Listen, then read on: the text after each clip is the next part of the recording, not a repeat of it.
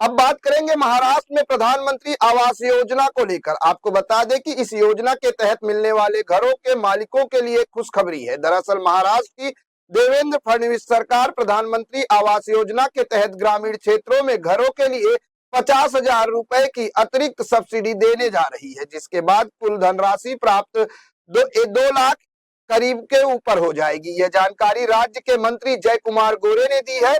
महाराष्ट्र के ग्रामीण विकास मंत्री जय कुमार गोरे ने कहा कि मुख्यमंत्री देवेंद्र फडणवीस ने फैसले को मंजूरी दे दी है और 2025-26 के बजट में सब्सिडी का प्रावधान किया गया है। राज्य सरकार ने पीएम आवास योजना के लाभार्थियों को 50,000 रुपए की अतिरिक्त सब्सिडी देने का फैसला किया है। इसके साथ ही एक लाभार्थी को कुल वित्तीय सहायता करीब 2 लाख रुपए से अधिक पहुंच जाएगी। राज्य सरकार इस अतिरिक्त सब्सिडी का खर्च वहन करेगी। मंत्री गोरे ने 1 साल के भीतर 20 लाख घरों को पूरा करने के सरकार के वादे पर भी बात की। उन्होंने कहा कि बहुत से लोग जल्द ही अपने घर का सपना साकार होते देखेंगे। साथ ही उन्होंने कहा कि अभी केंद्रीय मंत्री अमित शाह की मौजूदगी में 10 लाख आवास इकाइयों के लिए पहली किस्त वितरित की गई है। देश में सबसे ज्यादा महाराष्ट्र में 20 लाख घरों को बनाने का टारगेट है।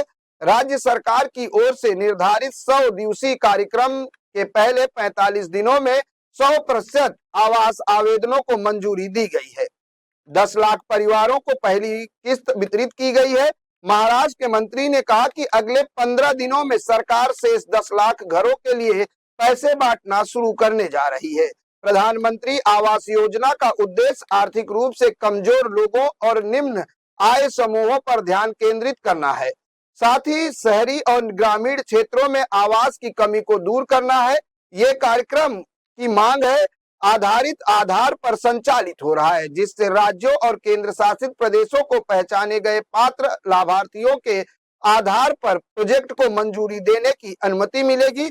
यानी लगातार जिस तरह से महाराष्ट्र में महायुति सरकार ने जो वादे किए थे चुनाव के दौरान, अब उसकी पूरा करने का काम शुरू कर दिया गया है। और इसी के तहत प्रधानमंत्री आवास योजना के माध्यम से लोगों को सब्सिडी दी जाएगी। आपको बता दें कि पहले ही केंद्र सरकार द्वारा इस योजना के तहत 2,67,000 रुपए जो है लाभार्थियों को दिए जाते हैं और अब इसमें 50,000 रुपया सरकार यानी राज्य सरकार की तरफ से दिया जाएगा, जो सब्सिडी बढ़कर अब करीब 2 लाख करीब 3 लाख तक पहुंच जाएगी, जिसके बाद लोगों को थोड़ी राहत मिलने वाली है।